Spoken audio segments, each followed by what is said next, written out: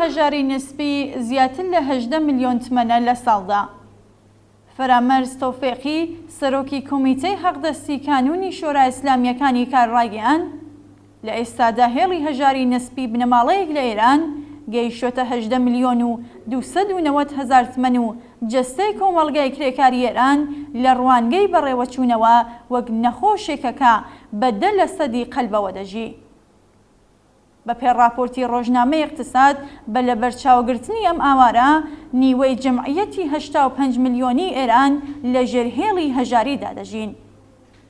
ئەوە لە حاڵێکدایە کە شۆرای باڵای کار لانی کەمی حەقدەستی لە ئەمساڵدا 4 ملیۆن و 179 هەزار و 750 تمەن دیاری کردووە.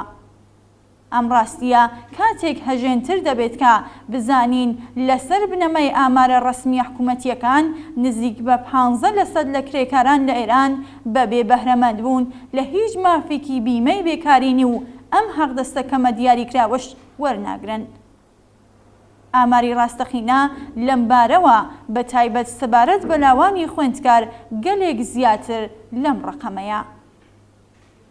لەسەر بنەمای ئامارە دەوڵەتیەکان تا مانگی خاکەلێوەی ساڵی 1401 نرخی مادەی خۆراکی لە ئێران بەراورد بە ساڵی پێش و 43% زیادی کردووە. گرانی، بێکاری و هەژاری لە ئێران لەوپەڕی خۆیدایە و دوکتر حسەینی مامۆستای زانکۆێتاران لە بەرنامەیەکدا کە لە تەلەڤیزیۆنی کۆماری ئیسلامیەوە بڵاوبووەوە دەڵێ کە 17% لە جەمعیەتی 84 ملیۆنی ئێران بە هەژاری و نەداری دەژین. ئەم بارودۆخە فەلاکە دووبارە لە حاڵێکدایە کە بە ملیار دۆلار لە بوجەی وڵات خەرجی سەرکورد لە نێوخۆ و تیرۆریزم لە دەرەوە دەکرێت. بە ملیار دۆلار خەرجی ناوەندە مەسەبی و نزیک بە 1 ملیۆن ئاخوند و تەلەبە دەکرێت. بۆ نمونە بە پێڕاپۆرتی پیشەسازی و بازرگانی بوجەی گەشتی ئێرشاد لە ساڵی 1401 بڕی 1000 ملیارد تمەن بووە. ئەم ڕەقەمە بەرابەرە بە 2 بەرابەر و نیوی بوجەی ئۆرژانسی وڵات، 2 بەرابەری بوجەی کانونی پەروەرشی منداڵان و تازەلاوان و 1 بەرابەر و نیوی بوجەی زانکۆی سەنعەتی شەریفە.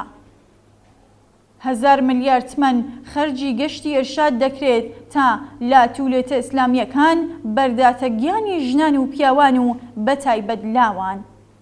گەشتی ئێرشاد بووەتە ماشینی ئەشکەنجە و کوشتاری بە ملیۆن کەس لە ژنان و پیاوانی وڵات کە خوازیاری هەڵپێچرانی یاسای ئیسلامی و دادگاییکردنی حاکمانی گەندەڵی ئیسلامی ئێرانن.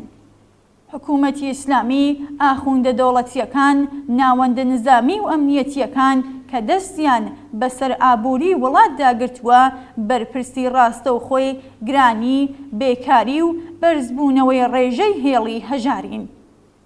کاتێکە هێڵی هەژاری گەیشتووەتە زیاتر لە 18 ملیۆن تمەن و تەنیا لە جەریانی بڕانی ئینتەرنێتدا زیاتر لە 10 ملیۆن کەس بەرەو ڕووی بێکاری و یان گرفتی جددی ئابووری بوونەتەوە داهات و بوویمەکەیشیان نییە، ئەو کاتە دەزانی کە ئەم خەڵکە بەرەو ڕووی چ دژواریەکی کەمەرشکێن بوونەتەوە و بۆچی بەم چەشنە سینگی خۆیان ئەدەنە بەر گولەی ڕژیم لەسەر شەقامەکان.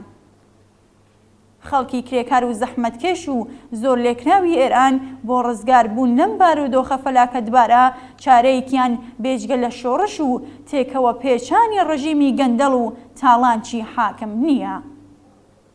خەبات بۆ ڕووخاندنی کۆماری ئیسلامی خەباتە بۆ ڕزگارکردنی 70% خەڵکی ئێران لە هەژاری و بێکاری، لە بێبەشی و بێماڵی، لە گرانی و دەیان کێشە و گرفتی گەورە و بچووکی دیکەی کۆمەڵایەتی.